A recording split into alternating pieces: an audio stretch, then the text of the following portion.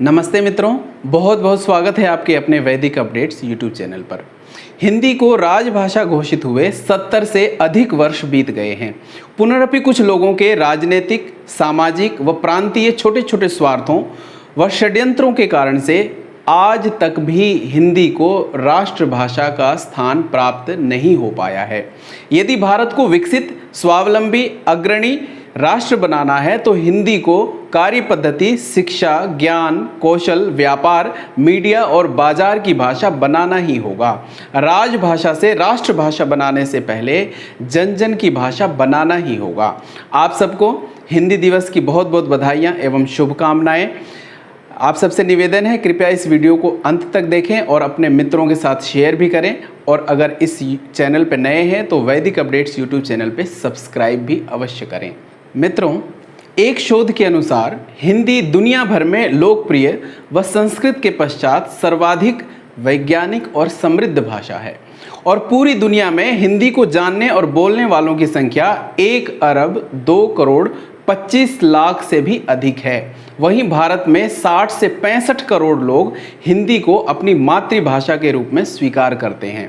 इसके अतिरिक्त केवल भारत में ही छोटे बड़े दैनिक व साप्ताहिक 5000 से भी अधिक समाचार पत्र, 1500 से भी अधिक पत्र पत्रिकाएं और 400 से भी अधिक चैनल्स प्रतिदिन प्रकाशित व प्रसारित होते हैं। फिर भी भारत में ही हिंदी क्यों उपेक्षित और तिरस्कृत होती रही? उसे अपना उचित स्थान और सम्मान क्यों नहीं प्राप्त हुआ और अंततः राष्ट्रभाषा होने का गौरव क्यों नहीं प्राप्त हुआ? यह वास्तव में एक चिंतनीय और विचारणीय प्रश्न है।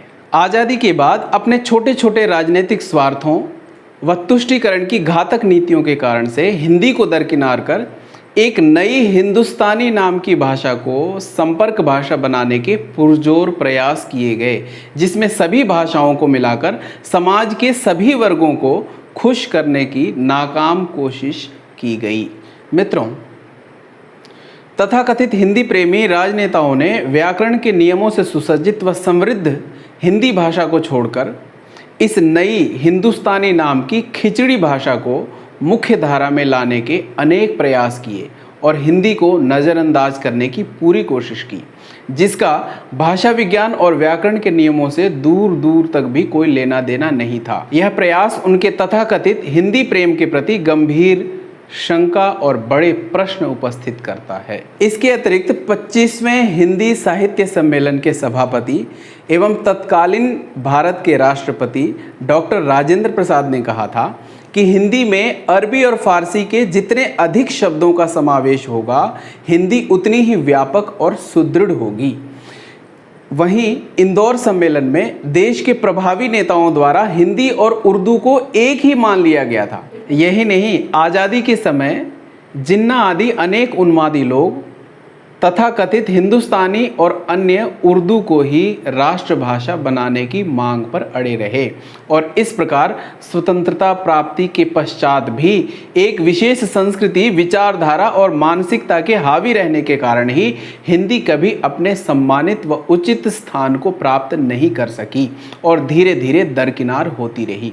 इसी प्रकार पंडित नेहरू के वरिष्ठ मंत्री कामराज जी के पास जब हिंदी के पत्र आने शुरू हुए तो उन्हें पढ़ने के लिए अनुवादक रखने अथवा स्वयं हिंदी सीखने के स्थान पर कहते थे कि हिंदी के पत्रों को बिना पढ़े ही कूड़ेदान में डाल दो। स्वतंत्रता प्राप्ति के पश्चात असंख्य हिंदी प्रेमियों एवं राष्ट्रीय स्वयंसेवक संघ के अनेक कार्यकर्ताओं ने अनेक प्रदर्शन किए, लाठी डंडे खाए एवं बलिदान दिए, परंतु उस समय की कुटिल राजनीति की शिकार हुई हिंदी कभी भी मुख्य धारा में नहीं लौट सकी।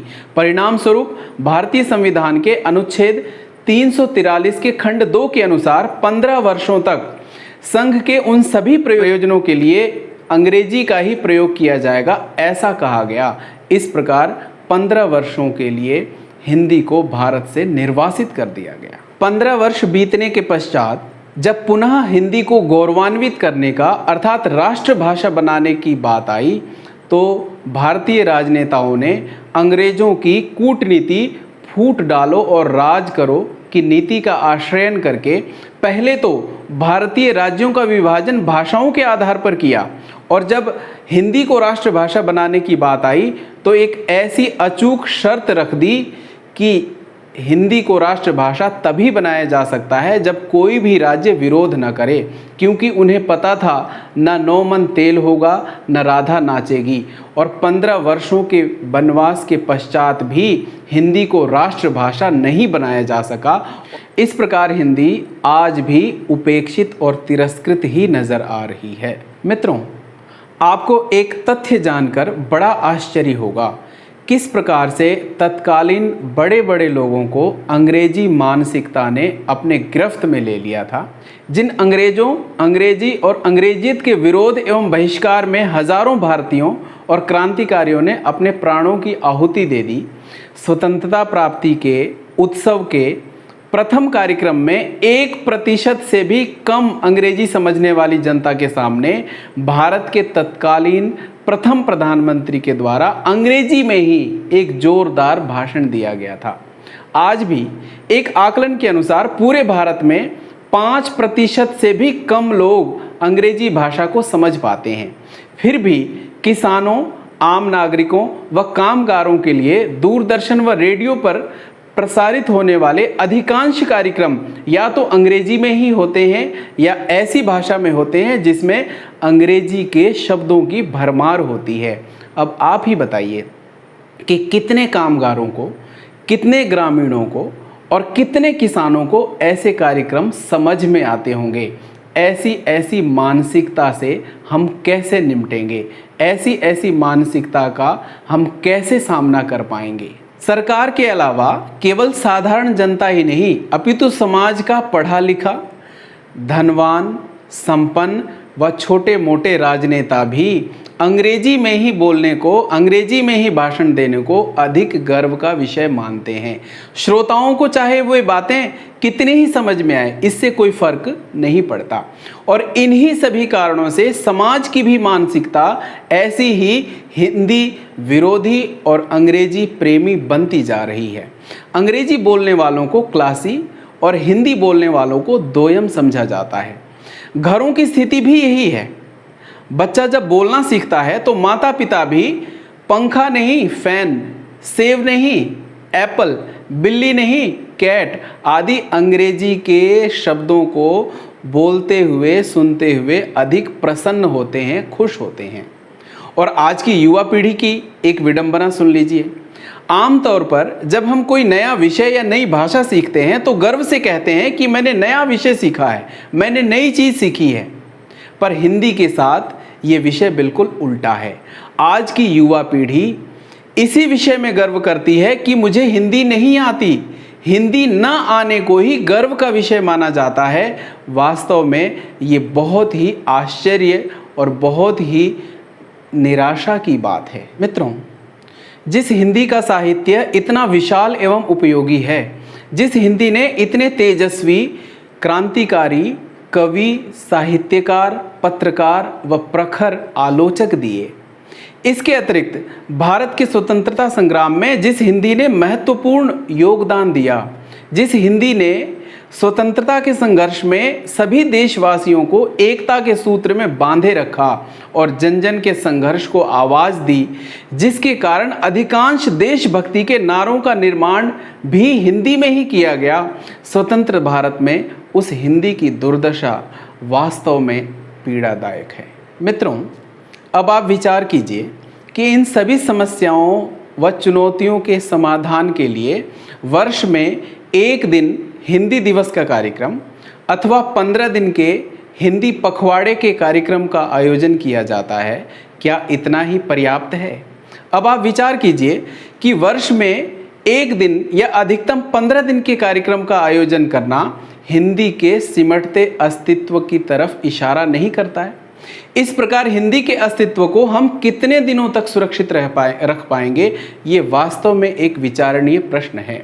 हिंदी दिवस का कार्यक्रम मात्र एक कर्मकांड होकर नहीं रहना चाहिए। वास्तव में आज के दिन का उपयोग हमें स्वमूल्यांकन व वर्ष भर के लिए हिंदी की उन्नति के कार्यक्रम व योजनाएं बनाने के लिए करना चाहिए। हिंदी के विकास व उत्थान में जुड़ी जितनी भी संस्थाएं हैं या व्यक्ति हैं, उन सब का परम कर्तव्य है कि आज के दिन को यूं ही न जाने दिया जाए, अपितु नवीन योजनाएं व नवीन संकल्प अवश्य अपने अपने स्तर पर लिए जाएं। हमें हिंदी को रोजमर्रा के व्यवहार से जोड़ना होगा, क्योंकि वही भाषा अधिकतम विकसित व प्रचलित हो पाती है जो शिक्षा व व्यवहार से जुड़ी हुई होती है। अन्यथा संरक्षण व संवर्धन के सारे प्रयास झूठे और झूठे ही साबित होते हैं। मित्रों, हिंदी को हमें प्रतिदिन के व्यवहार एवं उपयोग में अवश्य शामिल करना पड़ेगा, क्योंकि सरकार, राजनीतिक संस्थाएं व अन्य संस्थाओं के अलावा हिंदी के संरक्षण एवं संवर्धन में हमारा भी तो कोई योगदान है, हमारा भी तो कोई उत्तरदायित्व है। हिंदी का माहौल अपने घर से आरंभ करना पड़ेगा। हिंदी को पढ़ना, पढ़ाना, सीखना, सिखाना एवं बोलने का अभ्यास हमें घर से आरंभ करना पड़ेगा। हमें कम से कम एक पत्रिका और या एक पुस्तक अवश्य मंगवानी चाहिए।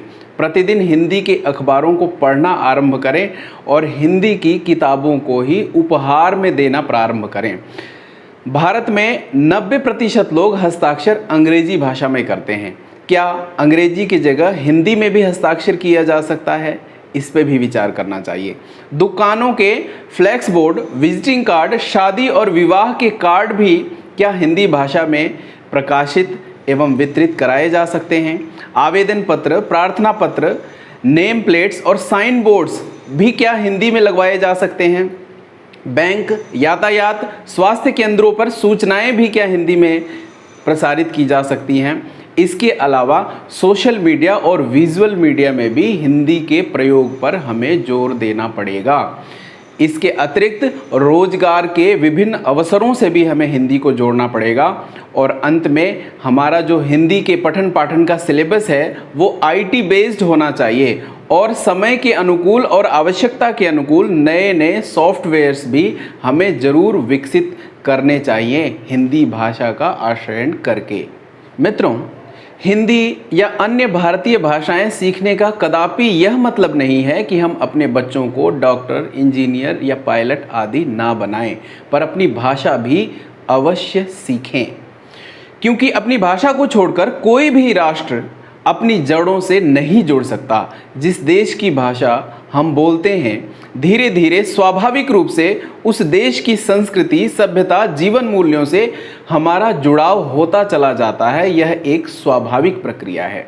और तो और रूस, चीन, जापान, इजराइल, फ्रांस आदि अनेक विकसित देशों ने जिन्होंने अपनी मातृभाषा को राष्ट्रभाषा, शिक्षा दीक्षा की भाषा व व्यवहार की भाषा माना है, वो पूरी दुनिया में किसी से कम नहीं है, अपितु जीवन के हर क्षेत्र में पूरी दुनिया में सिरमौर माने जाते हैं। और तो और भारत में माता पिता की यह एक शिकायत होती है कि हिंदी पढ़कर रोजगार के क्षेत्र में बच्चे पिछड़ जाएंगे, पर यह निरा कोरा भ्रम मात्र है, क्योंकि रोजगार की समस्या तो पूरे देश में एक समान है।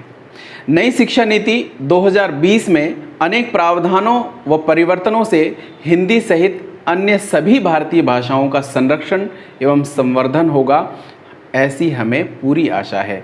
आइए हिंदी के प्रति अपनी मानसिकता को बदलें और अपना उत्तरदायित्व अवश्य निभाएं। सारा जहां ये जानता है यही हमारी पहचान है। संस्कृत से संस्कृति हमारी, हिंदी से हिंदुस्तान है, हिंदी से हिंदुस्तान है। आप सबसे निवेदन है, कृपया इस वीडियो को सभी तक शेयर करें और इस चैनल पर नए हैं तो वैदिक अपडेट्स यूट्यूब चैनल को सब्सक्राइब भी अवश्य करें। नमस्ते, जय हिंद।